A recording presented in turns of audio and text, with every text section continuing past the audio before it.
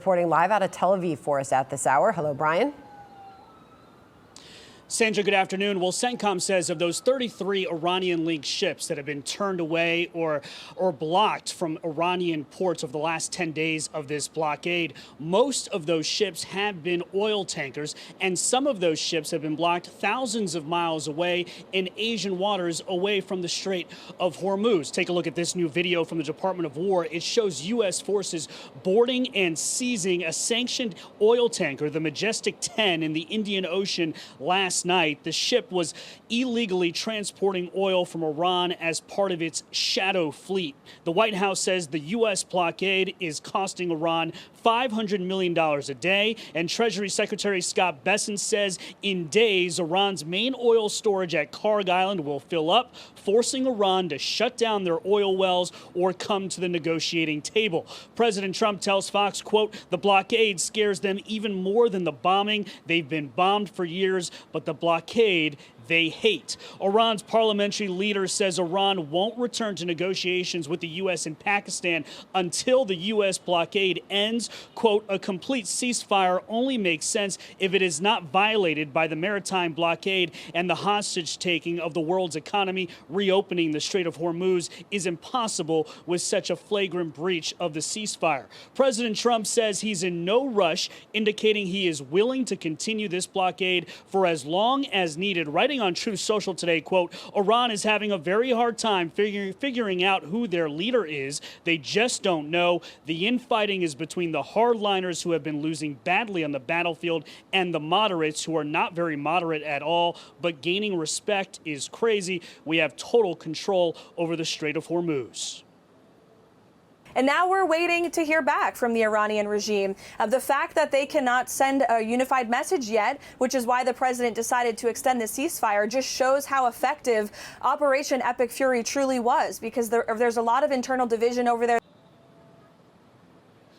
Iran is flexing its own control of the Strait of Hormuz. They've attacked 3 commercial ships yesterday, seizing 2 international cargo ships. And at the same time, we know today that President Trump says that they will attack. He's ordered the U.S. Navy to shoot and kill small, fast attack boats from the Iran's Revolutionary Guard that have been laying mines in the Strait of Hormuz. He says that they are working right now to demine that strait. Sandra? Just past 8 o'clock in the evening there in Tel Aviv. Bryan Llenas reporting live from there. Bryan, thank you. John? All right, Sandra, let's bring in retired 2-star Marine Corps General Arnold Punaro. He is the CEO of the Punaro Group. So let's put up on the screen again what President Trump said regarding these small boats that may be out there either laying mines or harassing ships that are trying to transit the strait. He says, I've ordered the United States Navy to shoot and kill any boat, small boats though they may be, that is putting mines in the waters of the Strait of Hormuz. There is no hesitation. Additionally, our mine sweepers are clearing the strait right now. I'm hereby ordering that activity to continue, but at a tripled up level. If these IRGC members think that they're going to be vaporized if they go out in the strait, do you think that will serve as a deterrent? Well, John, I think the president is correct to keep maximum pressure on Iran to achieve his objectives. Militarily pressure, diplomatic pressure, economic pressure, and the goals of no nuclear weapon, no use of the enriched uranium, rejection of their nuclear ambitions. And the second goal and objective is, of course, set the precedent that no country can control an international waterway, which the Strait of Hormuz is. And so I think those pressure tactics, he continues to have the leverage, and he's also said his flexibility in terms of continuing the ceasefire, continuing the blockade. I do think these pressures ultimately will bring them back to the negotiating table to be able to achieve those objectives. It's so important to keep an international waterway open. If we were to allow Iran or any country to say they control it, it would set a terrible precedent for China in the South China Sea, where $5 trillion of the world economy goes through every year. Malaysia's now talking about maybe we ought to charge for the Straits of Malacca. 80% of the world's commerce is seaborne. So this blockade is incredibly important. Yeah, well, who's going to control the Strait of Gibraltar? Would that be Morocco or would that be Spain? I'm just waiting for that shoe to drop as well. Let me come back to these small boats, because the president rightly points out in that same post on Truth Social that 159 Iranian Navy ships now lie at the bottom of the sea. All they have left are these small, fast boats. We have such expertise in taking out these drug boats that are moving at 40, 50 miles an hour across the ocean surface off of the coast of Venezuela and Colombia. I mean, it would be, I would think, pretty easy for the U.S. Navy to target anybody who's trying to harass either ships or lay mines. Well, John, our naval blockade, I call it a naval cordon carnetier, which is a term of art. We're in the Gulf of Oman. The Straits of Hormuz are really too narrow. We don't want our ships there. And the flow of the commerce, the oil, is from the Persian Gulf through the Straits to the Gulf of Oman and now to the open ocean. I would say any Iranians that want to go out in the Straits, it's well within reach of our naval combatants and air power. And they're really, it's a death wish if they do this. So they should be very careful and very cautious about taking this on, because our military capability is such that we can do this, frankly, very easily.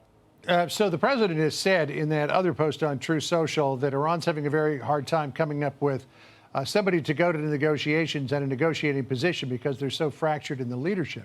But Iran continues to make this demand that we are not going to show up, that is, Iran is not going to show up at peace talks as long as the Strait of Hormuz is closed. I mean, this is a regime that makes these demands without, it would seem, like the Black Knight again in the Monty Python movie, not a leg to stand on.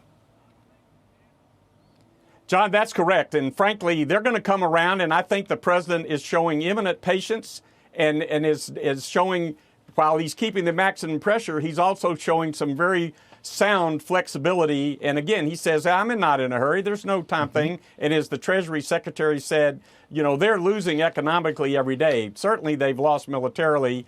And I do think at some point, you know, and I also think by not sending our negotiators over there on a whim, again, they are going to figure out sooner or later that's the only option they have. A durable peace in the Middle East would be a remarkable achievement. It's worth all of us. Frankly, I tell all the hand-wringers, take a deep breath and be patient. Yep, and I would assume, too, that the U.S. delegation's not going to head over to Islamabad until they know that the Iranian delegation's already there. We'll see. General, thanks for joining us. I always appreciate your time. Be sure to like and subscribe for all the Fox News latest on YouTube and catch full shows streaming now on Fox One.